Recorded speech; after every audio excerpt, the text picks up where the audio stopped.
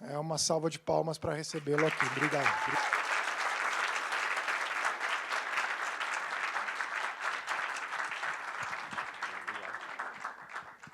Boa noite a todas e a todos. Acho que eu vou ficar por aqui mesmo. Se precisar, eu paro aqui. Obrigado. Eu estou encarregado pela organização de conversar consigo, preparando uma boa noite de sono, né, sobre a economia brasileira. Então, dizem os americanos, é absolutamente boring. Mas eu vou tentar, porque isso é, penso, o centro das nossas questões. Eu vi a premiada da noite falando sobre estar nos Estados Unidos, voltar para o Brasil, e me comovi muito. Lembrei aqui da minha passagem lá por Harvard e me pergunto eternamente lá no Brasil, lutando esses anos todos, por que nós não resolvemos a nossa equação, se nosso elemento físico é tão generoso, se o nosso elemento humano é potencialmente tão extraordinário, o que está acontecendo com o Brasil? E aí eu já tentei examinar isso por um lado, por outro, e eu virei um cara que o que eu falo, o que eu penso, praticamente às vezes é desconsiderado para ficar apenas nos adjetivos, que eu sou um cara de pavio curto, zangadinho, falo umas coisas meio azedas e tal, etc. E eu vou tentar de novo, e agora eu estou achando um caminho para aplacar, ou pelo menos tentar, nesse instante em que as paixões e ódios ainda não vão, de novo, como vai acontecer em 2018, nos apartar, nos dividir, eu estou tentando, enquanto é tempo, a gente tentar conversar um pouco e chamar não simpatias, mas a nossa inteligência. Tentar deixar o tempo da simpatia e das paixões um pouco para mais na frente e tentar refletir com a nossa inteligência sobre o que está acontecendo com o Brasil. Para isso, eu estou chamando uma colaboração da história. E eu estou começando, e depois a gente, no debate, na discussão, pode esmiuçar, porque o assunto é muito complexo, mas eu estou, para argumentar, parando a história brasileira no ano 1980. Porque ali parece ter se encerrado um ciclo em que o Brasil cresceu como ninguém na história do capitalismo mundial.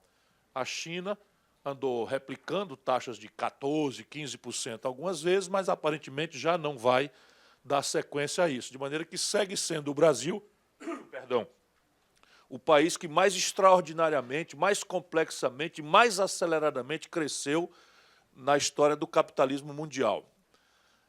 Ou seja, nós saímos do nada, quando acabou a Segunda Guerra Mundial, e viramos a 15ª economia industrial do planeta em 3 décadas e meia, em 4 décadas. Isso é uma coisa absolutamente fenomenal, que já nos deveria permitir uma constatação. Não há defeito genético na nação brasileira. É mentira, um certo pessimismo, uma certa depreciação, não é, de que nosso jeito tropical, macunaímico de ser é uma coisa menor, sob o ponto de vista sociológico, antropológico, cultural, ou seja, qual for o ângulo. Porém, em 1980, vou arbitrar aqui para argumentarmos, o Brasil parou. Naquela data, o Brasil, e aí é por isso que eu estou tentando, porque se eu falo 1980, eu boto os apaixonados pelo Fernando Henrique dentro e os apaixonados pelo Lula dentro também, para absolvê-los ou condená-los igualmente, não estou aqui para uma coisa nem para outra. Apenas a história nos permite uma reflexão com ambos por dentro. Em 1980, o Brasil representava 1% do comércio mundial. Como um sintoma de qual era o nosso tamanho relativo, qual era o tamanho relativo da economia brasileira no mundo. 1% do comércio mundial com 120 milhões de habitantes. A China, nesta mesma data, 1980, representava 1% do comércio mundial, com 900 milhões de habitantes. Ou seja, naquela data, o Brasil era proporcionalmente bem mais rico do que a China. Se nós, com 130 milhões, representávamos 1% do comércio global, a China representava igualmente a nós 1% do comércio global e com 900, 800 milhões de habitantes, sucede daí, obviamente, que nós estávamos mandando ver melhor do que a China. Estou pedindo a inteligência das pessoas e não simpatias. O que acontece hoje, 2017? O Brasil, com 200 milhões de habitantes, representa 1% do comércio mundial. A China, com 1 bilhão e 300 milhões de habitantes, representa 12,5% do comércio mundial. Houston, we have a problem. A mim me parece flagrantemente que tem uma coisa errada. Né? Se nós tivermos o mesmo ponto de partida, e estamos em destinos tão abissalmente diferentes, parece que alguma coisa errada está acontecendo no Brasil, macroscopicamente. Por que isso aconteceu? Ora, de lá para cá, por isso que eu estou pedindo esse socorro à história, para pacificar os ódios e a gente poder dedicar nossa reflexão, nossa inteligência a pensar sobre o nosso país, sem interdições, preconceitos ou ideologias que são nos vendidas, às vezes, como ciência boa, não sendo mais do que ideologia precária. O Brasil, de 1980 para hoje, cresceu críticos 2% ao ano, em média, apenas. Esta é a razão dessa perda de corrida tão profunda, e é que nós paramos de crescer.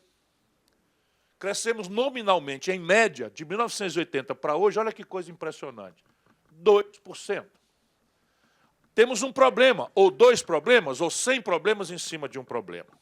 Se nós crescemos 2% em média a economia, e temos nessa transição ganho produtividade, a força do chicote da competição global e das nossas aspirações de consumo moderno, e se nós ainda colocamos ao redor de 2 milhões de rapazes e moças por ano ao mercado de trabalho, crescer 2% não resolve esta contradição. Porque o ganho de produtividade troca gente por máquina na prática.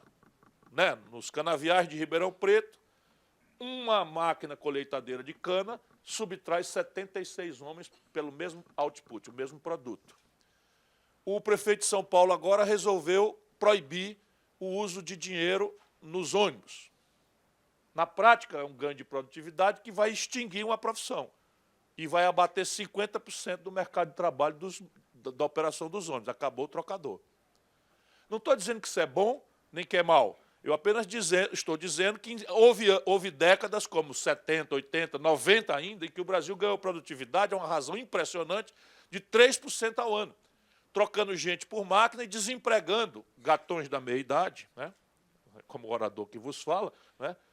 Assim, nem tão meia-idade assim, já sou um sexagenário quase, né? Mas com grave dificuldade de requalificação, retreinamento, de volta ao mercado de trabalho. E os 2 milhões quase de garotos chegando ao mercado de trabalho demonstram o estresse adicional, que pedem que o país cresça pelo menos 5% ao ano, em média, para absorver este grupo de desempregados de idade média, de média idade e de jovens, potencialmente. E dá ambiente para a expansão, não é, da massa salarial, da renda, enfim, da riqueza média do país. Por que isso está acontecendo? Penso, o grande debate. E aqui, se nós não adotarmos um método, pelo menos em comum, essa brutal confusão que hoje impera no Brasil vai nos levar a tragédias políticas que vão provar que, do jeito que está ruim, pode piorar e vai piorar muito. Portanto, a grande premissa da sociedade brasileira, penso eu, é exigir um método. Não estou dizendo que esta ou aquela é a fórmula de consertar as coisas. Cada um pode especular a sua. Mas se nós não pacificarmos, não fizermos um acordo sobre o método, ou seja, precisamos crescer. E crescer não é consequência fatalista da obra do acaso. Nunca foi na história da humanidade. Mesmo que haja ideologias, como a perversão neoliberal, que anuncia que o fato do crescimento econômico é uma consequência do entrechoque espontâneo das forças de mercado, não há precedente histórico. Isso não despreza, como certa esquerda faz ao criticar o liberalismo, a importância central da livre iniciativa, da empresa privada, como coadjuvante essencial ao ato de crescer, de se desenvolver. Porém, o mercado sozinho jamais foi capaz de promover nenhuma nação, em tempo algum da história, olha o nível das minhas provocações, né, para a gente conversar, pensar. Eu vou propor uma explicação derivada da minha longa reflexão sobre o Brasil, né, desde jovem deputado com 25 anos até candidato a presidente da República, ministro da Fazenda, enfim. Um ângulo, do meu ponto de vista, vem de uma vivência, de um experimentalismo, de uma concretude e de tentar tratar minhas perplexidades estudando, ouvindo gente inteligente, conversando, abrindo a cabeça para não deixar minhas próprias convicções me atrapalhar, a inteligência estratégica do que está acontecendo com o nosso país. Eu sustento para discutir que o Brasil está proibido de crescer por 3 fatores. Cada um deles, solitariamente, é suficientemente poderoso para inibir qualquer estratégia sustentável de desenvolvimento no país. Os 3 juntos explicam a nossa tragédia. Primeiro, e a ordem de apresentação é apenas uma ordem de apresentação, eu não vou pôr em relevo este ou aquele outro, até porque um meio que está imbricado com o outro.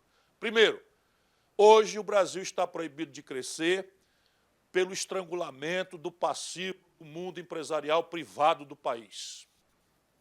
Se nós olharmos a consequência de 4 décadas de política monetária estúpida, de juros absolutamente imorais, criminosos e tecnicamente inexplicáveis, nós vamos ter essa consequência agora consumada. Se você olhar o balanço das 300 maiores empresas brasileiras de capital aberto, ali em janeiro a gente pôde acessar, no trimestre que antecedeu, janeiro, nenhuma gerou caixa suficiente para pagar a fração vencida do seu endividamento na data. Olha o que eu estou dizendo. Se isso for sintoma, e do absoluto colapso do passivo, do endividamento do setor empresarial privado, eu repito, das 300 maiores empresas de capital aberto, cujos balanços são públicos, nenhuma gerou caixa suficiente para abater a dívida vencida de cada uma delas, no trimestre considerado. Segundo, o passivo privado gerou, ou está concatenado com o colapso fiscal do setor público. Então, você tem uma grande discussão sobre a questão fiscal no país, é, de fato, uma discussão inadiável, porém, nós estamos trabalhando, por interdição ideológica, numa linha que nem remotamente compreende o tamanho da questão fiscal verdadeira do país, consequência da primeira, que é a taxa de juros que colapsou o balanço privado. Nós temos agora o setor público colapsado. Nesse ano, o Brasil está orçando investimento consolidado da União Federal, dos estados. Eu vi uma jovem estudante gaúcha falando com muita dor sobre os museus, dizendo que o Rio Grande está quebrado. Não se sinta tão só, né? São hoje 17 estados brasileiros, foi você, né? 17 estados brasileiros estão incapazes, impotentes para honrar seus custeios básicos. 17 estados brasileiros. Ninguém menos do que Rio Grande do Sul, Rio de Janeiro e Minas Gerais, para ficar logo aqui em 3 dos mais importantes estados brasileiros. São Paulo está frequentando a linha d'água.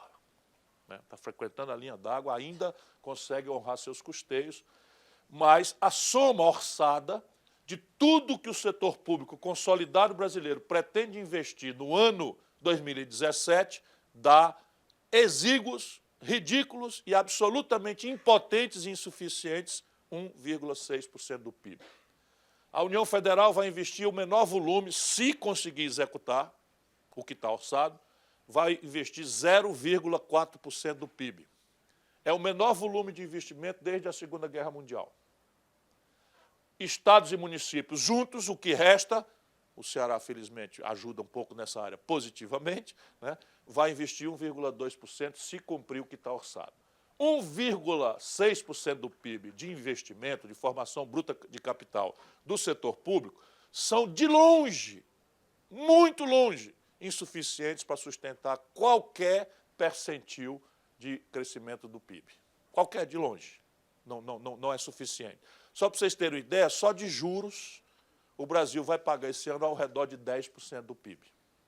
Então, de juros, para carregar esta montanha de dívida, nós vamos pagar ao redor de 10% do PIB, e tudo que está orçado para 100% dos fazeres e necessidades do país, estima-se investir 1,2%.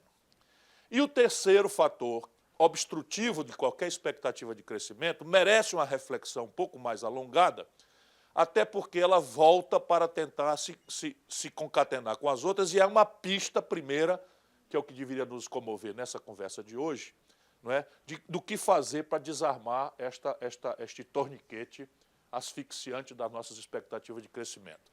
trata-se aqui de uma questão mais estrutural ainda do que aquelas duas outras. É o desequilíbrio estrutural das contas do Brasil com o estrangeiro. Todo mundo aqui, ninguém precisa ser economista, sabe que termina o ano, o Brasil tem que puxar sua conta com o estrangeiro e a única moeda de referência internacional é o dólar. Então, se a gente compra uma picanha do Uruguai, não importa que a moeda brasileira seja o real e a moeda do Uruguai seja o peso, a gente paga a picanha do Uruguai com dólar. Se tivermos dólar, pagamos com dólar, né?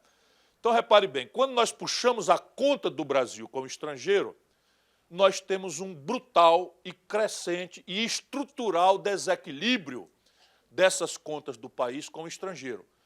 Evidentemente, consequência fatalista do que aconteceu no mundo e do que aconteceu com o Brasil em relação ao que aconteceu no mundo, prostrados ou no momento de ditadura, ou pela mitologia neoliberal, que se ofereceu como resposta simplória para as nossas emergências, a inflação, a redemocratização. O Brasil tem 1000 emergências que drenam praticamente de forma cíclica nossos esforços políticos e o enfrentamento, a própria consciência estrutural dos nossos problemas vai sendo adiada e o problema estrutural vai se agravando. Então, repare bem, se nós segregarmos na conta do Brasil... Eu posso tirar o paletó aqui? Posso, né? Nesse momento, o sangue começa a esquentar um pouquinho.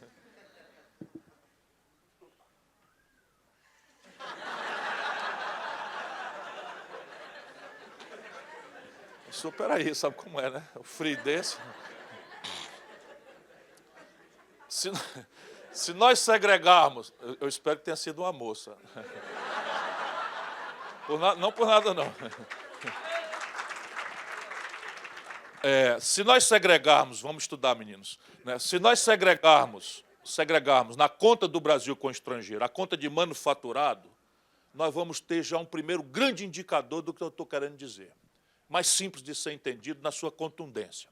Ou seja, o que é que o Brasil industrializa, agrega valor e vende para o estrangeiro, e o que é que o Brasil consome, industrializado, e importa do estrangeiro, porque não sabemos fazer, ou não somos capazes de fazer, ou não fazemos pura e simplesmente sem explicação. O buraco, quando o Brasil experimenta crescer qualquer coisa, que foi o último ano com 2% de crescimento que nós tivemos, nós estamos caindo ao redor de 9% a renda média nos últimos 24 meses.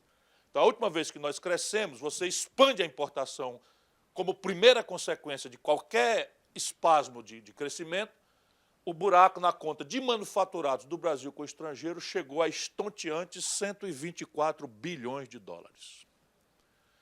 124 bilhões de dólares. Como é que a gente paga essa conta? Com aqueles setores que o bom pensar do Brasil e uma certa política, de novo, superficial, que não respeita a complexidade da nossa sociedade heterogênea, não é? E que a gente precisa recuperar para poder pôr as coisas como inteligência para resolver o nosso problema, nós estamos encarando esse buraco com agronegócio e mineração. Esses setores meio impopulares, né, que são acusados aí, muito estigmatizados, etc, etc. Esses setores, complexo agroindustrial e mineral, aportam, na mesma data que nós fizemos 124 bilhões de dólares de desequilíbrio no manufaturado, aportou, naquela data, 90 bilhões de superávit. Então, mesmo, né, com as coisas assim, já tem um desequilíbrio estratégico aí, mas aportou 90 bilhões de dólares de superávit. O que aconteceu, entretanto? Né? O que aconteceu, entretanto? Esses preços dessas commodities foram artificialmente inflados, historicamente, a um valor que nunca tiveram e que jamais terão novamente, que é puxado pela explosão do boom chinês, né? E trouxe os produtos de baixo valor agregado brasileiro a preços estratosféricos. Nós, por exemplo, chegamos a vender uma tonelada de minério de ferro por 190 dólares. Chegamos a vender um barril de petróleo bruto por 110 dólares. A nossa soja aumentou de preço quase 300%. O nosso milho quase 200%. Então, esses produtos de baixo valor agregado, in natura, brutos, que o Brasil exportava, ou exporta, meio que equilibravam e mascaravam esse desequilíbrio. O que aconteceu modernamente? A DAS 2008, na minha opinião, como elemento indicativo, empírico, da inconsistência, da insustentabilidade do laissez-faire ao modo neoliberal. Chama-se a humanidade a uma grande convulsão, cujo sintoma mais doído para mim é o fato de que há hoje 65 milhões de seres humanos refugiados. Nunca houve nada parecido na história do planeta, 65 milhões de pessoas, avós, mulheres, crianças, hospedados em barracas nas periferias da Europa, estressando o mercado de trabalho aqui, na América, na Europa, etc., etc., e fazendo o ovo da serpente proto-fascista, da xenofobia, das restrições a migrante, etc., etc., voltarem a aparecer meio despudoradamente em elementos políticos instabilizadores da humanidade, graves como o Brexit ou, vamos ver o que vai acontecer, o que aconteceu nas eleições recentes na América do Norte. Vamos ver o que vai acontecer, mas é induvidoso para mim que a eleição do Trump é uma reação do operariado branco, vítima da desindustrialização americana, que quer um fim, que expõe um fim a essa ideia transnacional, financista, rentista, desocupada das questões de tratos do desenvolvimento, que o neoliberalismo e seus patrocinadores democratas patrocinaram antes. Não sei o que será na afirmação, na negação não resta a menor dúvida para mim de que é o que aconteceu na América como expressão de um fenômeno que está acontecendo no mundo inteiro. Quando os preços das commodities despencaram, o Brasil viu-se na tragédia. Então, repare bem, quando acontece a crise de 2008, se rebate na economia americana, rebate na economia europeia, rebate-se imediatamente na economia chinesa, que cai de 12%, 13%, 14% de crescimento para 5,5%, 6%, a valorizar suas estatísticas oficiais, sobre as quais permanecem muitas dúvidas, mas o fato é que a China retrai sua presença compradora no mundo, e o primeiro e mais central país que sofre as consequências disso é o nosso, é o Brasil. Sabe, o minério de ferro que vendíamos a $190, caiu para $38 o preço. Sabe, o barril de petróleo que vendíamos a $110, caiu para 30. Evidentemente que isso já deu uma melhoradinha, recentemente as coisas estão atenuando-se, mas a fratura que explodiu politicamente na ruptura da democracia brasileira, penso eu, estou disponível para discutir, com a queda da Dilma, que não entendeu nada do que estava acontecendo e resolveu abordar o assunto com marquetagem e fuleiragem de renúncia fiscal do seu Guido Mantega e tal, porque não viu nada do que aconteceu, passou o avião por cima dela com as 4 asas e os 3 pneus, e ela até hoje está tonta para entender o que aconteceu, né? Mas o fato é que isto aconteceu, é real. Como lá atrás, esse mesmo avião de 4 asas e 3 pneus passou por cima do Fernando Henrique e deu posse ao Lula. Por quê? Porque lá atrás, o ciclo de consumo populista, felicitante, que deu popularidade ao Fernando Henrique por 3 anos, por 4 anos, foi a cessação do imposto inflacionário. E aí eu estou provocando os estudantes, especialmente, para vocês terem cuidado com os manuais. Chicago não compreende o fenômeno da inflação no Brasil. Não há nenhum livro que entenda o fenômeno inflacionário do Brasil, e é uma bobagem. E é que, entre nós, a inflação não é uma doença da moeda, como no mundo inteiro era. Não há precedente de 4 décadas de inflação alta contra a qual não se levante novos consensos ou rupturas. O Hitler é produto da hiperinflação da Primeira Guerra Mundial, do Tratado de Versalhes, estúpido como foi, mas foram ali 8, 10 anos. Não há quem sustente a inflação. Por que no Brasil durou tanto? Ora, porque não era uma doença da moeda, era um tributo. Para vocês não pensarem que eu estou navegando na maionese, eu explico a minha experiência de governador, para demonstrar a concretude de como era um tributo. Quando eu assumi o governo do Ceará, a inflação era 20%, 22%, 25%, 27% ao mês. Ao mês. Jovens, ao mês.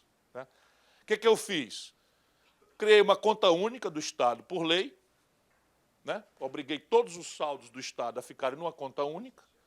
Imediatamente virei o primeiro correntista, né? O primeiro aplicador no banco, porque a conta do Estado, banco público, e determinei, consegui com essa montanha de dinheiro, que o Estado remunerasse que o banco remunerasse a conta única do Ceará por 100% da CDI, ou seja, repunha a inflação 100% overnight, ou seja, diariamente, a minha receita era corrigida na conta única.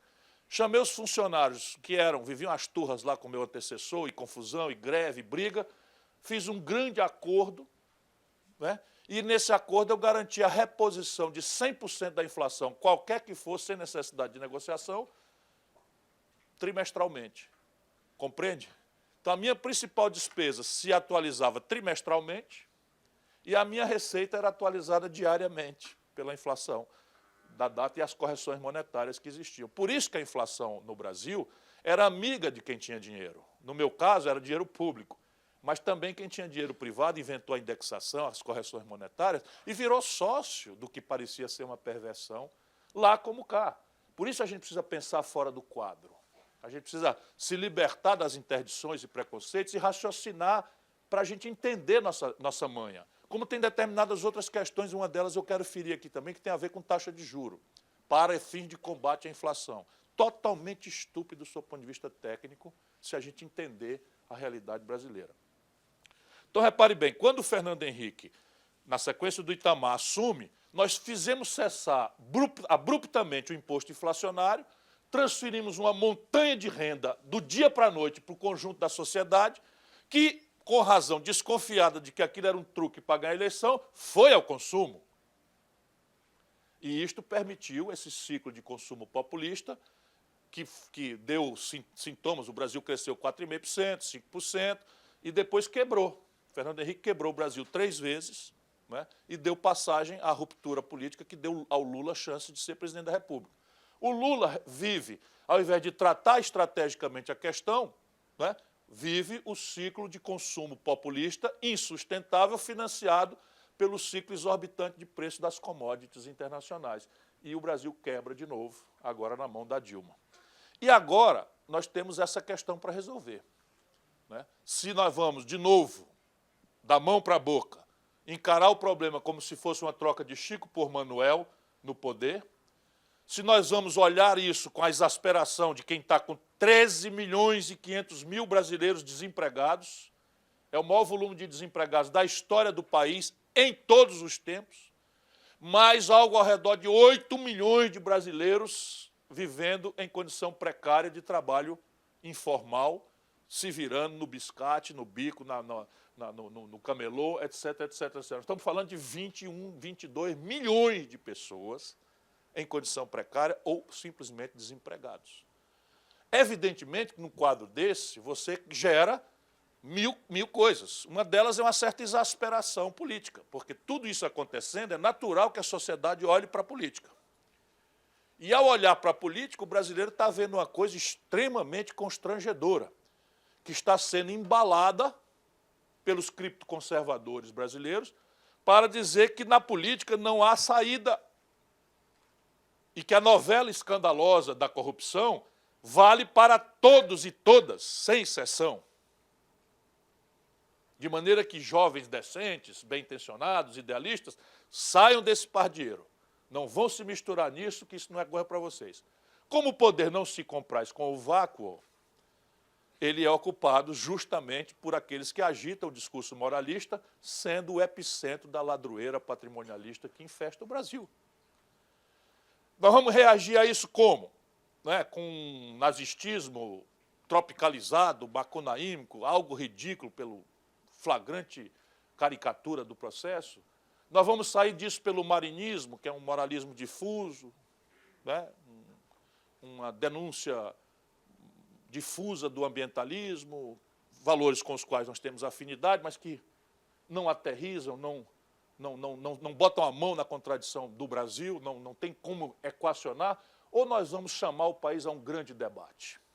Se o meu ponto de vista, que não é meu, eu estou recolhendo isso em muitas pessoas que estão afastadas dos centros de decisão do país, foram meio que proscritas pela mitologia, né, neoliberal, todo mundo que começou a pensar fora do mainstream passou a ser considerado exótico, meio maluco, ou old fashion, ou passadista, ou dinossauro, as coisas vão se agravando, né? Vão se agravando para desqualificar. George Orwell nunca esteve tão atual como a gente olhando a nova língua no Brasil hoje, para quem não leu ainda, lê, né, 1984. Eu estou propondo que a gente imponha o método, só o método, nós o povo.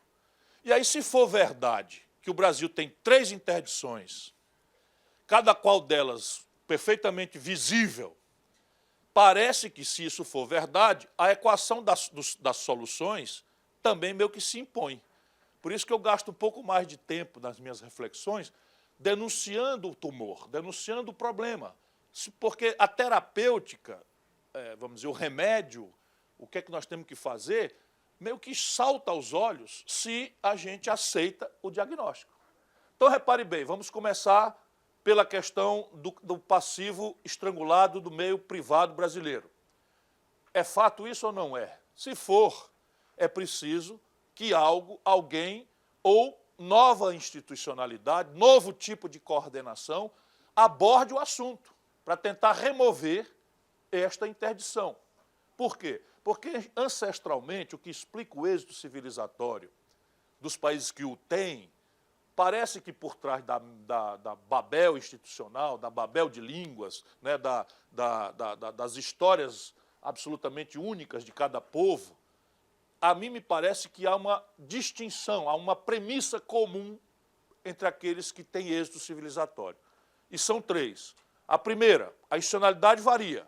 Né? A retórica, então, varia mais dramaticamente ainda. Mas, olhando na prática, primeiro, só se sustenta aquele país ou aquela nação que tem um nível alto de formação bruta de capital, domesticamente considerado. Ou seja, o que paga desenvolvimento, que se sustenta, é o dinheiro feito em casa. Exceção única para afirmar a regra, a América do Norte, que tem poupança praticamente zero, mas financia seus desequilíbrios emitindo câmbio, emitindo dólar. Por quê? Porque tem a única moeda de termo de troca, é onde se hospeda como valor de referência e reserva de valor as reservas da China, as reservas do Brasil, as reservas do Japão, as reservas europeias. Então, a América, então, é absolutamente atípica. Salvo isto, todos os países que sustentaram o desenvolvimento historicamente ou estão o fazendo presentemente, como Coreia do Sul e China, você vai olhar a formação bruta de capital, que é, na prática, o que sobra, né, desculpe os economistas aqui presentes, eu estou tentando ser o mais simples possível, entre o que uma nação produz no ano e o que ela consome no mesmo ano. Então, na China, sobra 45% do PIB. Na Coreia do Sul, sobra 47% do PIB. A velha Europa, com todas as dificuldades, sobra 30%, 32%, 34% do PIB. No Brasil, hoje, nós estamos em ridículos, exíguos 15% e despencando por cento do PIB. Ou seja, temos uma aguda necessidade estratégica de financiamento e, ao contrário do que a vã filosofia ou a mitologia ideológica que nos vendem como ciência boa, o nível de formação bruta de capital de um país não é consequência fatalista do espontaneísmo individualista das forças do mercado. Parênteses, volto a dizer que as forças individuais do mercado são absolutamente essenciais ao êxito estratégico, como eu tentarei demonstrar no terceiro argumento. Porém, o nível de formação bruta de capital de um país é consequência de arranjos institucionais que a política faz ou deixa de fazer. Faz bem feito ou faz mal feito. Faz ou não faz. E, no caso brasileiro, são flagrantes as pistas de por que é tão deprimida a nossa formação bruta de capital. É o sistema tributário regressivo, é o sistema previdenciário de repartição numa demografia envelhecida, é a inexistência de um mercado de capitais verdadeiro. Não existe venture capital no Brasil, sequer a expressão em português existe. Ou seja, no Brasil, se o Steve Jobs fosse ter aquela ideia que ele teve, ele ia abortar, ia ser uma das grandes ideias malucas que morreu na praia, porque ele construiu todo o seu império a partir de venture capital. O Facebook foi com venture capital, enfim. Nós não temos sequer a expressão em português. A Bolsa de Valores do Brasil não capitaliza uma empresa, jamais. Nunca capitalizou uma empresa. Ela é um cassino, onde você joga empresas que já estão capitalizadas, você joga e especula se a ação sobe ou desce na margem, etc, etc. Você não tem uma empresa que fez um IPO e que lançou ações para abrir uma empresa, abrir um capital de uma empresa familiar. Na Bolsa de Valores não acontece isso, porque não existe. Né? Só falando concretudes. O segundo fator é uma coordenação estratégica. Volto a lembrar que eu falei aqui que não, as instituições são inimitáveis, a história de cada nação é sua, né, a política e os valores de cada nação são seus, não são imitáveis, e nós devemos evitar a ideia de imitar. Mas o paradigma é todas as nações que sustentaram o desenvolvimento civilizatório de êxito tem uma coordenação estratégica entre governos empoderados, empreendedores privados convergentes com o consenso estratégico do desenvolvimento e uma academia conectada em produzir as respostas tecnológicas que esse consenso desenvolvimentista pede. Todas as nações. Então, a América do Norte talvez seja mais difícil de explicar, mas alguém aqui imagina, tendo mesmo desconhecido o New Deal, tendo mesmo desconhecido o que aconteceu com a América no esforço da Segunda Guerra Mundial, mas, presentemente, alguém imagina que a América seria o que é, sob o ponto de vista tecnológico, que é seu protagonismo hoje, sob o ponto de vista econômico, se não for a compra governamental, a pretexto bélico, a pretexto de defesa, a pretexto da corrida aeroespacial? É daí que sai a nova revolução industrial. Eles estão financiando a terceira revolução industrial em novos materiais, semicondutores, supercondutores, biotecnologia, robótica, enfim. Tudo isso é feito aqui na América por essa convergência estratégica entre um governo que faz o que tem que fazer, um empresariado convergente com isso e uma academia imediatamente comprometida, sem perder sua autonomia acadêmica e seu distanciamento crítico, com a construção das soluções estratégicas que isso pede. E terceiro, investimento em gente. Isso não pode mais ser retórica. O Brasil tem metade da escolarização argentina. Metade da escolarização argentina.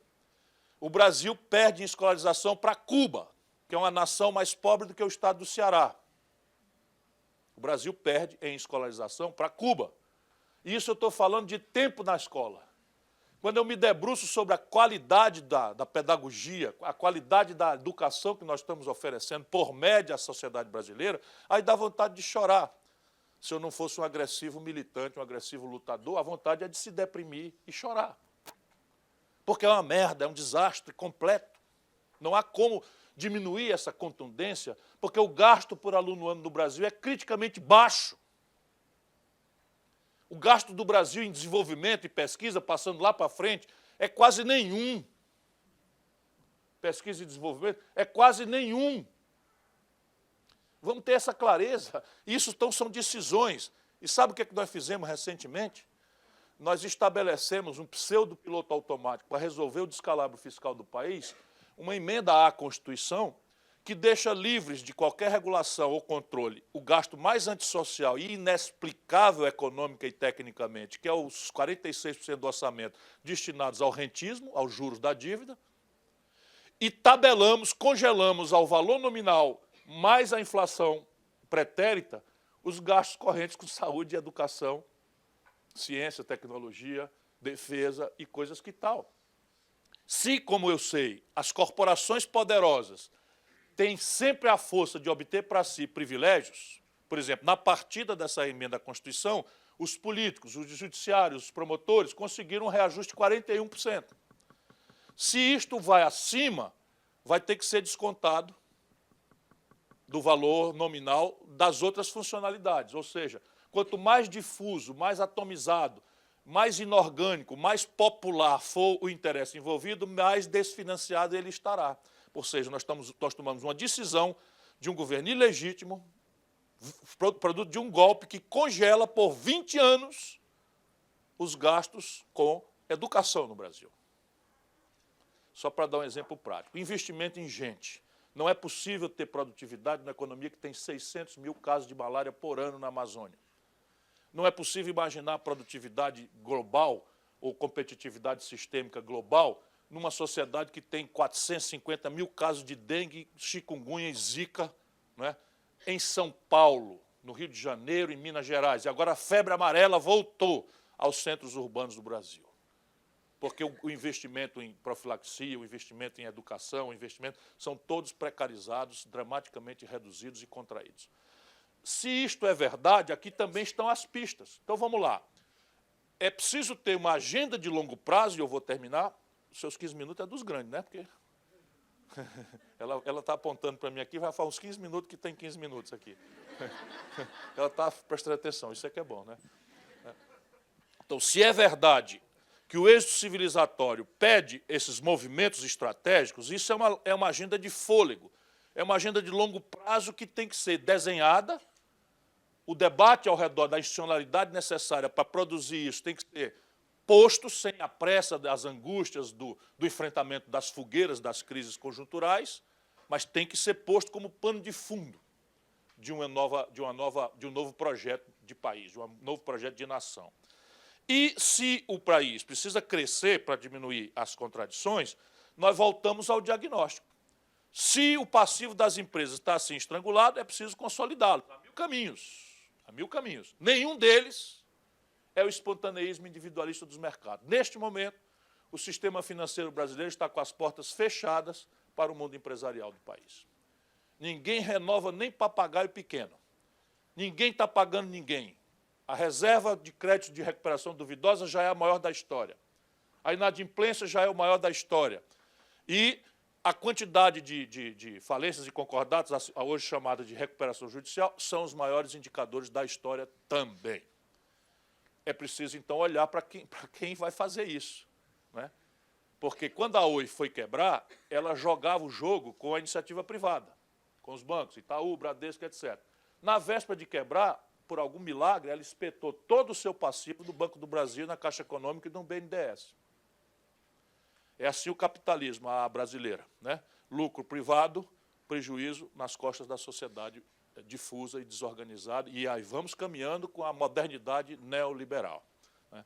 Que para mim não é um palavrão, é apenas um marco de economia política que não compreende a realidade do mundo e do Brasil, tamanha a inestabilidade, a inequidade e crise que produz. Segundo, se é fato, né, que o colapso fiscal é interditante das nossas expectativas de crescer, é preciso dar centralidade a isso, chamar a esquerda pelo beiço e dizer, olha, meu filho, para de falar bobagem, porque ser de esquerda é ter um Estado empoderado, é ter um Estado encorpado, é ter um Estado musculoso, com capacidade de intervir.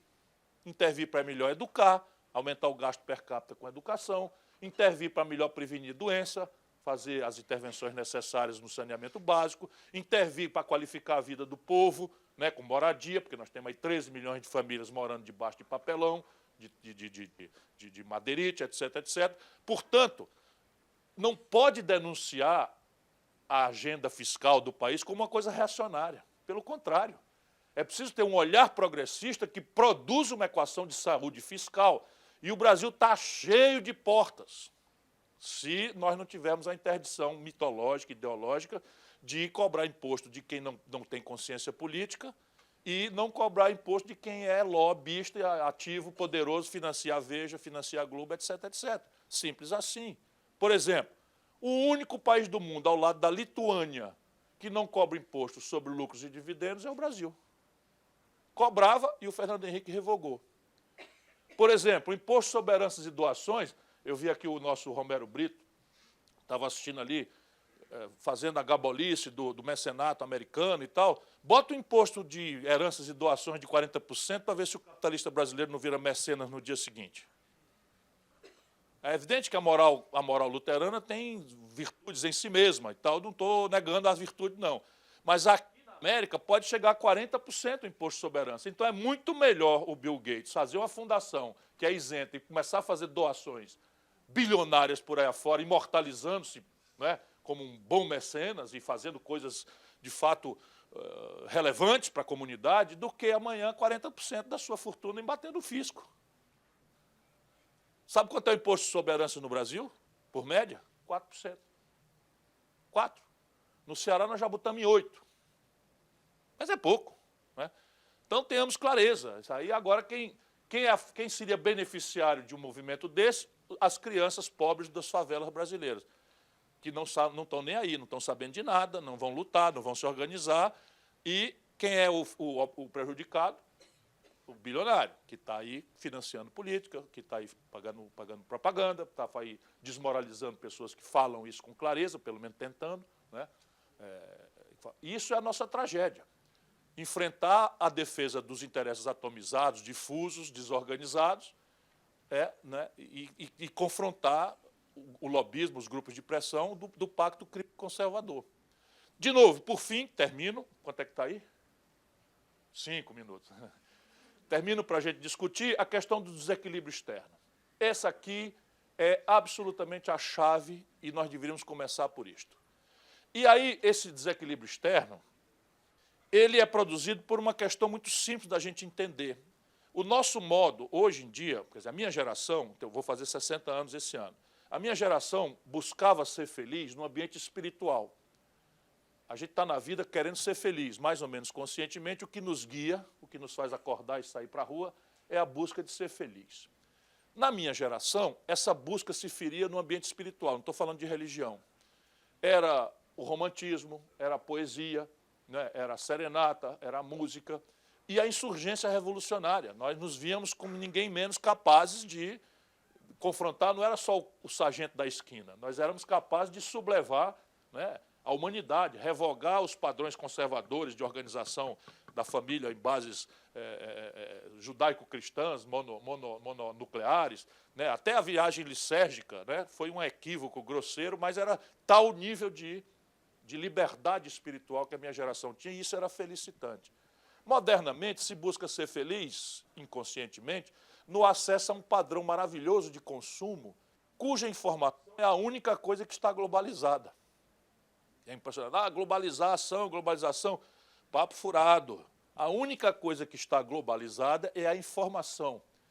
E a informação de um padrão de consumo maravilhoso, ao qual nós referimos a nossa felicidade. Isso não é trivial, porque os elementos iconográficos do êxito social estão no consumo.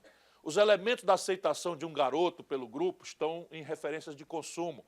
Os elementos simbólicos do sucesso, né, são elementos hoje também objetivados no consumo. Então, por que uma cidadã, uma senhora ou um senhor, sei lá, compra uma bolsa de 70 mil reais, Louis Vuitton? Ela está pagando um símbolo de distinção, ela nem percebe. O que ela quer dizer com isso, na hora que ela chegar no universo dela, é dizer: ó, imundiça, eu posso e vocês não podem, porque eu tenho um êxito social, econômico, financeiro, que eu distingo aqui para... Antigamente era outra coisa, falar francês, né? Sei lá, enfim, eram outros valores. E isso nos predispõe a acessar, a procurar o bom, bonito e barato. Então, o nosso modo moderno de vivência procura o celular de última geração, o computador com chip mais contemporâneo, os novos materiais. E isso não é trivial, volto a dizer, não é uma coisa que a gente possa fazer caricatura com a bolsa Louis Vuitton. É a química fina, os remédios. São os meios de diagnóstico médico modernos. E 100% disso o Brasil não faz, não sabe fazer. 80% do valor de um carro que circula nas ruas brasileiras, mesmo montado no ABC, são importados. Porque onde agrega valor, etc., tudo vem de fora, global source. 80% da química fina, dos remédios que a gente consome, vem de fora. E isso nós precisamos resolver. Por quê? Por nacionalismo xenófobo? Não, por passivo externo líquido infinanciável, cuja consequência é o stop and go do valor do nosso câmbio. Sabe quando o Lula tomou posse, sabe qual era a taxa de juros, a taxa de câmbio nominal, atualizada para o valor de hoje? R$ 9,20.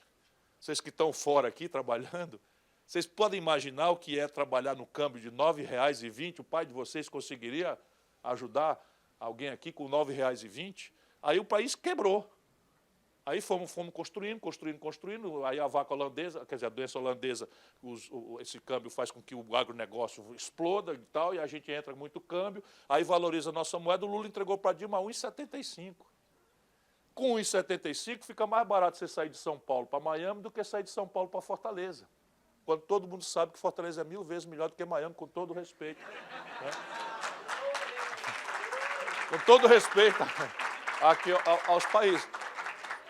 E isso tem que ser resolvido. E aí você tem caminhos para resolver. E eu vou terminar dizendo, ó, em qualquer circunstância, nós precisamos encarar lucidamente esses nossos problemas. E nenhum atalho, nenhuma simplificação, nenhuma fórmula que nos é vendida, volto a dizer, como ciência boa, sendo ideologia de quinta categoria, vai nos dar o caminho. E agora o Brasil chegou no limite. Não tem mais ciclo artificializante, e o próprio ciclo político se exauriu. As duas grandes novidades da pós-democracia, da redemocratização do Brasil, estão aí atoladas no escândalo e na desmoralização e na descrença de lado a lado. Não é possível que a gente não desarme essa bomba. É preciso recuperar a democracia. Obrigado por sua atenção.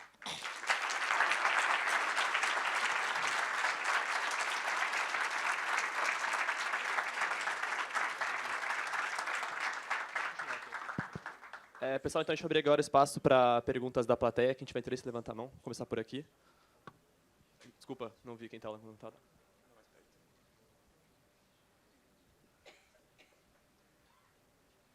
Ei, Júlia, tirou uma foto para mandar lá para os meus filhos? Cadê a Júlia? Opa, boa noite. Meu nome é Vitor, eu estudo na Universidade da Califórnia, faço Engenharia Elétrica e Administração. E o CI San Diego. E aí eu queria perguntar, é inevitável, inegável que a economia mundial está mudando, com avanços tecnológicos a gente vê revoluções em várias indústrias, e isso vai mudar a forma que a economia brasileira funciona. Ao mesmo tempo, como você falou, a gente está saindo desses ciclos artificiais de política e também econômicos, e aí eu me pergunto, como é que a gente pode confiar nos mesmos players, nos mesmos políticos de sempre, que têm se provado over and over que vão abusar do sistema para benefício próprio, para gerar mudanças transformadoras na nossa sociedade? Política, ou democracia, especialmente, não é um regime de concessão. Democracia é um regime de conquista. Nós temos uma vocação latina, meio beata, de imaginar que há um anjo vingador que atenderá nossas preces e vai descer um dia do céu, estalar o chicote e botar as coisas em ordem por nós. Não existe esse anjo vingador e nós estamos entregues à nossa própria sorte. O que, de um lado, é muito ruim, porque, né, a gente não tem esse pai salvador, não haverá ele, qualquer um que se ofereça como tal é um mentiroso ou um enganador, ou um iludido, às vezes é um iludido também, né? Boa pessoa, mas não sabe de nada. Por outro lado, é uma coisa muito boa, porque nos permite fazer o exercício do cidadão da democracia, que é o que nós temos tido pouco direito de fazer. E no caso nosso, nós temos um probleminha aí, é que nós temos o mais longo período de vivência democrática, entendendo democracia como direito de votar, que é muito reduzir a democracia, é uma coisa muito pequena, nós temos o mais longo período de vivência democrática, esse que foi encerrado com o golpe agora, 27 aninhos. Sabia? A história do Brasil é autoritária. É uma história golpista, não é uma história democrática mesmo. O período de estabilidade mais longo que nós tivemos foi com Dom Pedro II, 42 anos de um certo iluminismo progressista, com um parlamentarismo. De qualquer forma, tinha ali um poder moderador que intervinha na ideia e o voto era só para os senhores de terra e tal. Então, não temos democracia na história do Brasil. Por isso que essa coisa acontece assim. E aí você redemocratiza, sob o ponto de vista formal, das franquias de votar, e de falar, e de se organizar em sindicato, e produz-se uma geração de políticos que é essa aí mesmo. Não vai inventar outro. Se aparecer alguém, né? Você pega, por exemplo, o Dória se apresentou em São Paulo agora, vamos ter clareza, o Dória se apresentou, eu não sou político, eu sou empresário. Quer dizer, um cara que entra para a política dizendo isso é um mentiroso, é um farsante, simples e puramente. Porque o cara que entra na política é um político. Só que o Dória, eu que tenho uma memória implacável, eu já era prefeito de Fortaleza, o Dória era presidente da Embratur do governo Sarney. Cheio de esculhambação, cheio de esculhambação. Entendeu? O Dória, na empresa dele, recebia dezenas de milhões de reais dos governos do PSDB, de São Paulo e de Minas Gerais, para fazer aquele converscote de Barão na Bahia e publicar revista que ninguém lê. Milhões de reais. Você imagina aí o governador do Ceará, ex-governador do Ceará, tem uma certa influência lá. Que tal eu abrir uma revista, ou um centro de eventos, uma empresa de eventos, e começar a arrecadar dinheiro do Ceará, do governo do Ceará, ou dos governos do PCdoB do Maranhão, e tal, para fazer converscotes com meus amigos na Bahia, lá em Trancoso, não sei o que e tal. Eu, imediatamente, seria trucidado, sacrificado, imolado, esquartejado e denunciado sobre 10 quilos de sal. Agora, ele é isso. Então, meu irmão, não tem saída. Você tem que escolher ideias e intérpretes fiéis. E não duvide, usar. Apenas você está obrigado a procurar.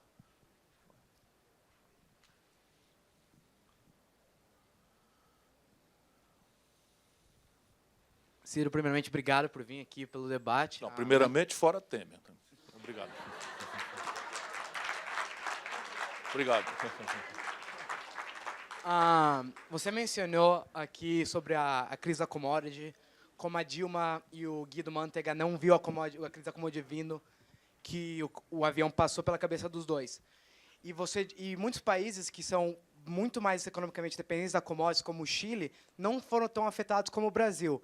Então, você disse que é golpe e tudo mais. Ou a incompetência da Dilma, ou é golpe. E um golpe que foi pelo Congresso, tudo mais, tem votação, foi tudo em norma da lei. Então, qual dos dois é? A Dilma foi muito incompetente ou foi um golpe? Não, os dois é verdade. Rigorosamente, os dois são verdade. Não sei porque na sua cabeça essas coisas se organizaram como antagônicas.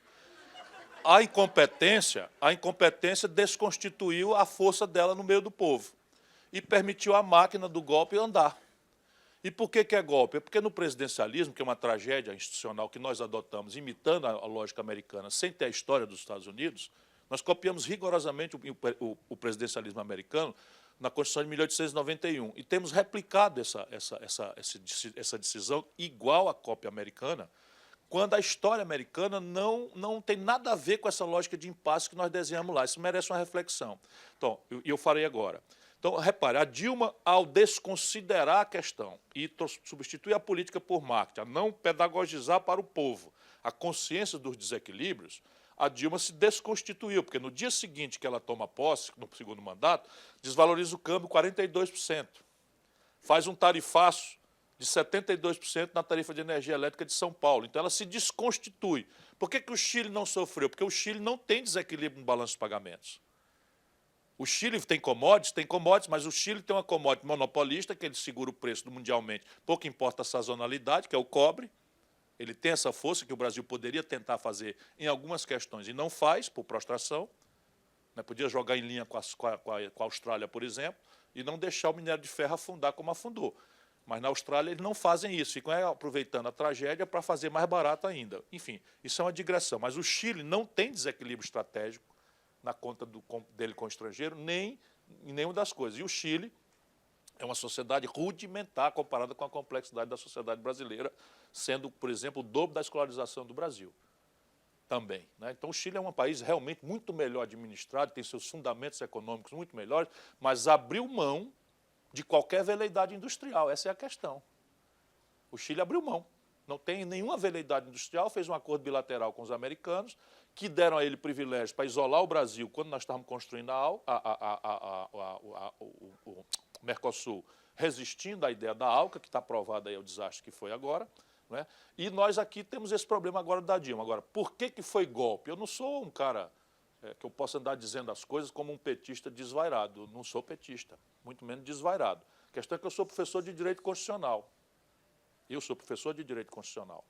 E aí, no presidencialismo, você só desconstitui um governo por cometimento de crime de responsabilidade.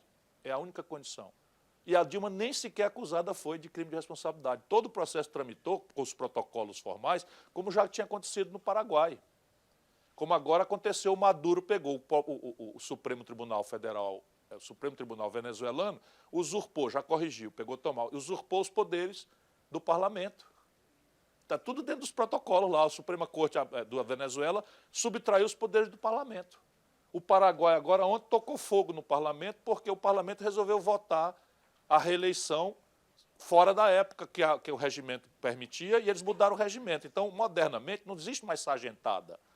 Você treinar torturadores, como aconteceu no Chile e no Brasil, etc. Hoje em dia eles perceberam, a Primavera Árabe é prenha de exemplos disso, que com propaganda, com cooptação de coisas e explorar as contradições econômicas, morais, etc., de estruturas decaídas de poder, é muito mais eficiente do que ter que assumir uma responsabilidade de tutelar um sargentão para fazer a tarefa. Agora, por que eu disse que valia a pena a gente falar nesses desequilíbrios e tal? É que, na verdade, a Dilma, quando tomou notícia das coisas, ela começou a fazer renúncia fiscal. A economia esfriou, e a forma dela fazer foi um keynesianismo mal e porcamente lido, que era renúncia fiscal em oligopólios. Como se o fato da retração da demanda fosse mitigável por transferência de renda pública. Resultado, a questão fiscal se agravou de uma forma absolutamente dramática. E, evidentemente, isso não é saída. Se diga. Pode? Última pergunta aqui, não, então. Deixa só ele replicar aqui.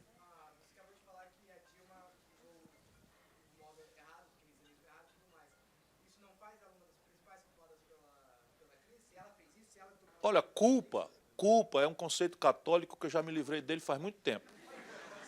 Tá certo? A Dilma era responsável A Dilma era responsável pela sanidade dos negócios de Estado no Brasil e se deu muito mal, um governo muito ruim. Agora, isso autoriza a derrubá-la? A questão é simples, é jurídica. A questão é jurídica, meu companheiro. O governo ruim não é causa bastante para interromper o mandato. É no parlamentarismo. Eu sou parlamentarista. Por que eu fiz a experiência americana intransplantável? Porque aqui nos Estados Unidos você tem 3 diferenças fundamentais. Primeira, o direito aqui é consuetudinário. Não está tudo rigorosamente escrito e você precisa de 3/5 para mudar a coisa. Aqui os tribunais vão dizendo, como disse recentemente a Suprema Corte, de que o dinheiro deve ser expressão livre, inerente ao direito de expressão. Para a nossa moral católica, isso é violento. A Suprema Corte americana disse que não se pode restringir o volume de dinheiro que uma empresa ou um milionário ponha na campanha, porque isto é uma extensão natural do direito de expressão, que é a cláusula pétrea fundadora dos 10 artigos da Pátria dos Pais. Essa é a primeira diferença. A segunda diferença é que aqui é uma confederação. Todas as realidades da vida real do povo, saúde, educação, previdência, se resolve na instância dos Estados. No Brasil é tudo centralizado. E a terceira grande questão da diferença do Brasil com lá é que aqui foi pacificada a institucionalidade na bala. De maneira que ninguém fica mudando ou pondo em questão o centro institucional da América, porque isso tem um banho de sangue consolidando essas instituições. No Brasil, 100% das instituições recém-desenhadas por uma Assembleia Nacional Constituinte estão sob crítica unânime. Qual é o país do mundo que resiste à vigência de uma institucionalidade feita ontem e que está hoje 100% negada? Ninguém defende o sistema tributário, ninguém defende o sistema político, ninguém defende o sistema previdenciário, ninguém defende o pacto federativo contido na Constituição, ou seja, é uma Constituição ilegítima, que só pode ser alterada por 3/5 em 4 votações, 2 na Câmara e 2 no Senado, por um Congresso que também é inconfiável pelo conjunto da população. Houston, we have a big problem. It's not only a problem. Pessoal, Agora vamos fazer o quê? O próximo governo é esse do Michel Temer. Tem governo mais péssimo, muito péssimo, porque não tem, o superlativo aqui já não cabe mais. Muito péssimo do que esse, a gente derruba também? Hein? Fala, cara. Não, não pode derrubar, rapaz. Nenhum. Eu não gosto dele, fui processado por ele, eu chamei de ladrão. Agora o cara é presidente por um ritual aí. Se você não manter, amanhã eu vou ser presidente da República, vão me derrubar. Mas não vão mesmo. Porque a formiga sabe o pau que rói. A Dilma, o problema da Dilma é que ela não sabe por que o elefante do circo antigo fazia aquelas manhãzinhas. Né? Levanta a patinha, ele levanta. Levanta a trombinha, mexe com a bola, ele levanta. É porque ele não conhece a força que tem. E o presidencialismo brasileiro é tão patológico que tem uma força absolutamente capaz de não ter deixado uma quadrilha de ladrões, como Eduardo Cunha, que está condenado, está na cadeia, derrubá-la. Pessoal, eu sei que Por muitos quê? querem Fez isso conciliar com ela. Perdão. Ciro, desculpa. Eu sei que muitos querem fazer pergunta, eu vou até pedir paciência de vocês, mas a gente vai precisar fazer a última pergunta agora. A gente tinha prometido aqui para a Ana, para ela fazer a última pergunta. Vocês podem procurar o Ciro depois do encerramento, não antes, por favor, para a gente não continuar atrasando. Ciro, você pode jantar aqui com a gente, vai ter feijão, vai ter carne, então você pode ficar à vontade. E aí, vocês podem procurá-lo durante a janta para poder tirar essas últimas dúvidas, tá bom? Mas agora eu pedi a compreensão que realmente a gente tem que encerrar com a última pergunta aqui da Ana Carla. Boa noite, ministro. Boa noite. Eu não sou estudante de nenhuma universidade americana, na verdade. Até gostaria, né, porque isso significaria que eu tenho pelo menos uns 30 anos a menos do que eu tenho hoje. Mas eu vou invadir o espaço aqui, porque eu, por acaso, sou do mainstream neoliberal, estúpido. Com muito orgulho. Estudei bastante para chegar nesse ponto. E queria fazer uma pergunta, porque eu fiquei curiosa. Eu acho que o senhor colocou aqui os 3 fatores da crise, né, que o Brasil passa hoje. Definitivamente estão completamente fora do mainstream neoliberal, um diagnóstico muito diferente. Mas eu acho que a gente tem uma responsabilidade, até porque a gente tem uma plateia aqui jovem, né, que está ávida por conhecimento. E aparentemente convergente com a sua... Não, eu acho que a gente está aqui para botar o debate, né? Eu Sim, acho que eles estão... foi para isso que eu vim. E são pessoas, imagina, né, com uma Maravilhosas. capacidade aí, inclusive de análise, né, acima da média e certamente estão aqui querendo ouvir da gente o que a gente tem a dizer para eles tomarem, né, as suas posições. Mas eu fiquei, sinceramente, assim, muito curiosa e vou fazer só uma das perguntas, eu teria várias outras, que é em relação a juros e inflação, né? O senhor colocou aí de uma forma muito veemente que juros não é um instrumento para se atacar a inflação. Peraí, em tese, não, eu falei da questão do Brasil. Não, vamos então olhar o Brasil. Não, nós estamos aqui discutindo o Brasil. Por acaso, nós tivemos, né, no governo Dilma, legítimo, mas que baixou os juros de forma voluntariosa e nós tivemos um processo inflacionário que aconteceu aí bastante forte nos últimos anos.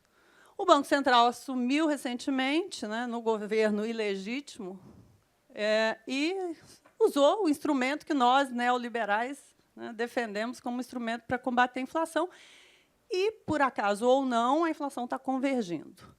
Então, eu queria entender do senhor, se não é o juro um instrumento para acabar com a inflação, para combater a inflação, qual seria?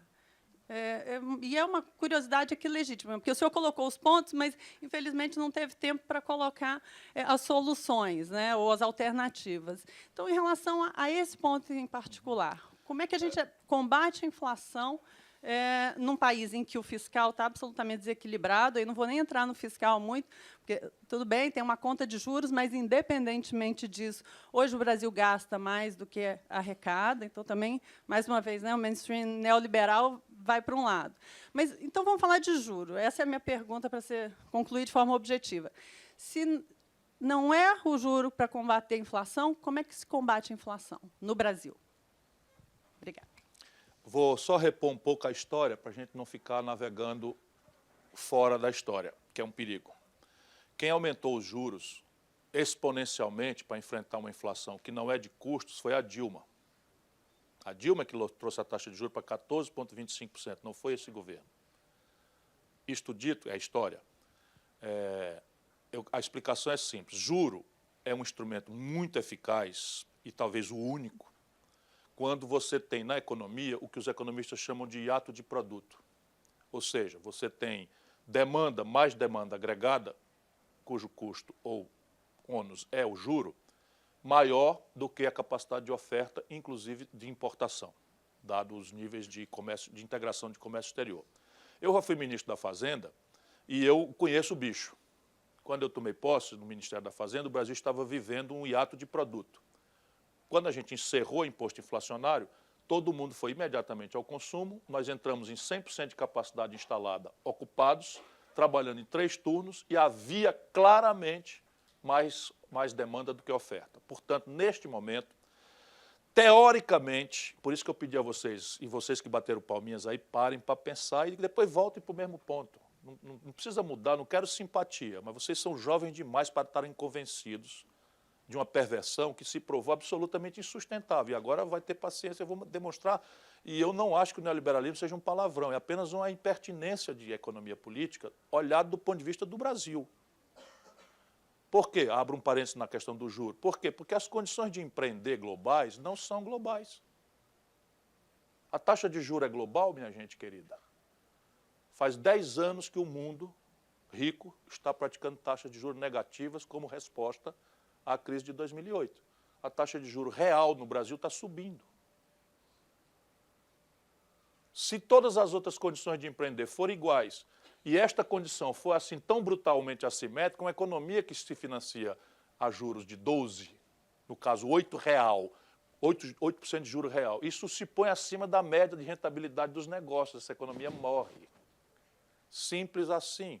Depois, o nível de sofisticação tecnológica embarcada em bens e serviços modernamente nas vanguardas globais impõe uma produtividade, uma aprazabilidade, uma decisão de consumo inviável de competir, seja em qual produto ou serviço for, com produtos ou serviços produzidos em escala, em tecnologia defasada e retardatária. O nível de sofisticação tecnológica de um país não é igual ao do outro. por 1000 razões, né, atavicamente o nível de investimento em saúde, em educação, em ciência, tecnologia, extensão universitária, mas fundamentalmente por protecionismo. Sabe, o Brasil é um de 8 países, minha companheira, que sabe montar um avião no mundo.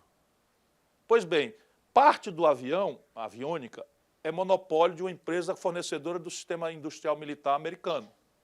E na letrinha pequenininha do contrato, eles dizem lá que arrogam a si, comercialmente, não é OMC, nem diplomacia, não. É comercialmente, eles arrogam a si, como único fornecedor do mundo, o direito de embargar a venda do avião com a tecnologia embarcada deles a terceiros mercados. Aí o Brasil pega a encomenda da Venezuela, os americanos estão desestabilizando a Venezuela por petróleo. Temos clareza disso com todo respeito, isso aqui é uma universidade, nós estamos pensando juntos aqui, por petróleo, estão desestabilizando a Venezuela e eles embargaram a venda da Embraer. Simples assim. De embargar a venda da Embraer. A Embraer perdeu o valor na bolsa, perdeu a encomenda, botou 600 rapazes e moças como vocês, treinadíssimos, para fora.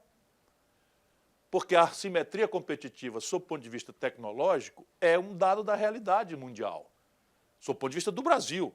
Se eu fosse um lorde inglês, eu não teria dificuldade de ser neoliberal, não. Porque eu entendo que os produtos vindos da Ásia, né, desonerados da clava fiscal do welfare state, estão destruindo a economia europeia em terceiros mercados e começando a agredi-los nos seus próprios mercados. Então, você desmontar o welfare state, eliminar, diminuir, reduzir a carga tributária, etc., etc., etc., e fazer políticas sociais compensatórias em direção a 1, 2% de pobres, eu entendo. Pode acreditar que eu entendo, eu vivo pensando, raciocinando. Mas há um terceiro fator para o qual o Brasil tem que acordar, juventude, atenção, que é a escala. O empreendedor de vanguarda, ele se apresenta para a competição mundial invariavelmente com mega escala. O que quer dizer na prática o seguinte, a mega escala invariavelmente faz o bem ou o serviço se apresentar na competição mais barato do que custa produzir em pequena escala. Compreendem isso, não? Compreendem, não? É assim, a agenda do empresariado conservador brasileiro é estressar o custo do trabalho, estressar o custo tributário e preservar a cunha monetária, porque ele perde na empresa e ganha quando aplica o excedente no banco. Eu vou voltar ao juros, não esqueça que eu vou voltar ao juros já já. Pois bem, aí ele fica estressando. Uma calça jeans hoje da China chega na Sulanca de Caruaru, que não tem imposto, não tem previdência, não tem formalidade nenhuma, mais barato do que custa produzir a mesma calça num cluster absolutamente informal, ultra neoliberal, ultraliberal. Por conta de um fator. Você quer fazer uma parte ou eu ouço, em vez de comentar para o lado? Você não quer fazer uma parte para mim?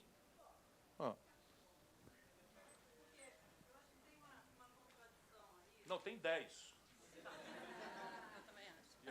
Eu confesso que eu acho que tem várias. Mas vamos lá. Tem uma contradição, porque o senhor colocou como primeiro ponto, inclusive, também, de restrição à crise, que as empresas brasileiras estão com os balanços pressionados em função do endividamento delas. Mas o senhor acabou de colocar que hoje as empresas preferem aplicar o recurso a ganhar dinheiro na sua operação, porque eles têm o excedente e eles ganham no juro. Eu disse que as empresas estão preferindo manter a lógica do juro, porque elas tiram o excedente, mesmo sofrendo o diabo, está se desnacionalizando, estão quebrando, mas na transição elas tiram o excedente e hospedam no rentismo. Mas se elas estão endividadas, como é que elas têm excedente? Só um pouquinho. Há um excedente qualquer que acontece. Eu venho de empresa também, trabalho nessa CN, tá certo? Isso é uma história. Hoje, trimestre, está isso, está nessa questão estrangulada. Mas qual é a contradição que você está vendo? Isso não é um fato real no Brasil, não? Extensamente? Não, eu só perguntei... Não, que eu estou respondendo. Não é um fato real de que o Brasil hospeda seu excedente financeiro no rentismo? Porque o rentismo paga mais do que a rentabilidade então média dos negócios da economia real. Mas então os balanços pressionados, ministro. Se eles têm excedente e estão ganhando dinheiro no mercado financeiro... É caixa. Basta ter caixa. Basta ter caixa. Quando você fatura, o dinheiro fica ali na sua mão. O vencimento vai ser amanhã, você bota no juro. Compreende? É simples assim. Pessoal, a discussão está... Não, mas peraí, eu vou terminar a resposta. Não, vamos lá. Certo. Porque isso aqui é o crítico. Isso aqui é o crítico. Isso aqui é o crítico. Então, repare bem, a competição global se dá entre vanguardas que têm 3 características. Primeiro, eu termino já. Porque... Eu termino nesse segundo. Um minutinho, pode ser? Pode. Um minutinho, tá bom. Um minutinho. Tá, não, como é que eu posso deixar sem responder isso aqui? Eu vim para cá para isso. É 1 minuto. Então, repare, a competição global se dá entre uma vanguarda que apresenta-se para competir em mega escala, invariavelmente o seu preço é menor do que custa produzir em pequena escala, sofisticada tecnologicamente na ponta, enquanto o Brasil está com retardo tecnológico médio na sua indústria de 3 gerações, e isso não se superará pelo espontaneísmo individualista do mercado, porque nunca aconteceu na história da humanidade.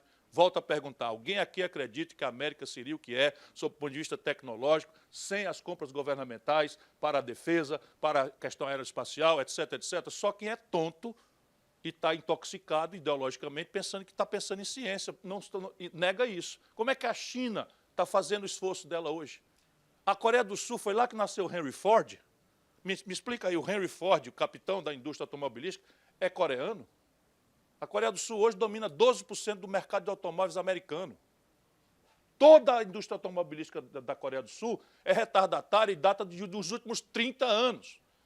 A Coreia do Sul tem protagonismo global em eletroeletrônica toda dos últimos 20 anos. Pergunta quantos processos a Apple tem contra a Samsung em matéria de propriedade intelectual. E vamos conversar a vida verdadeira. O Brasil está longe disso. E o terceiro fator é juro.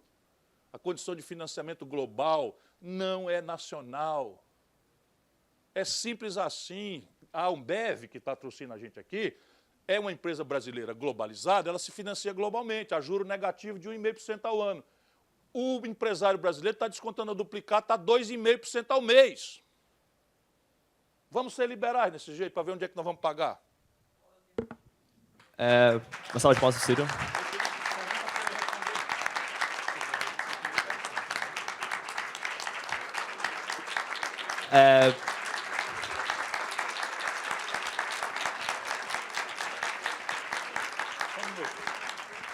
Juro, quando a Dilma botou os juros a 14,25, só um minuto.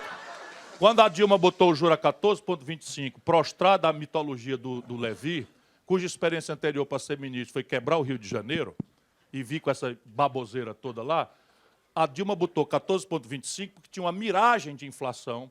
Não era de tempos lá do juro baixo, não. Deixa eu lhe repor a história novamente. Era da desvalorização do câmbio. Pergunta se Chicago sabe, se tem algum paper, vou estudar, se tem algum paper explicando o que é que aconteceria com a economia americana se o dólar se desvalorizasse 42% em 60 dias. O cara diz, pardon me? Não, meu patrão, estuda aí, fala qual é a consequência para o sistema de preços relativos americano, para a política do Fed, se o dólar se desvalorizasse de um dia lá, em 60 dias, 42%. Isso não é inflação. Isto é uma miragem de inflação, isso não é inflação. Por quê? Porque 34% da capacidade instalada do Brasil estão ociosos, não tem hiato de produto. Sabe qual é o efeito de taxa de juros sobre preço sensível a câmbio? Zero. Sabe qual é o efeito da taxa de juros sobre tarifa de energia elétrica que um decreto do governo reajusta em 72%? Zero de novo. Sabe qual é a taxa de inflação projetada por 12 meses agora, minha companheira? 3,8%. Sabe qual é a taxa de juros do Brasil? 12%. Ou seja, o seu presidente está aumentando a taxa real de juros. Pessoal, vamos encerrar por aqui, então.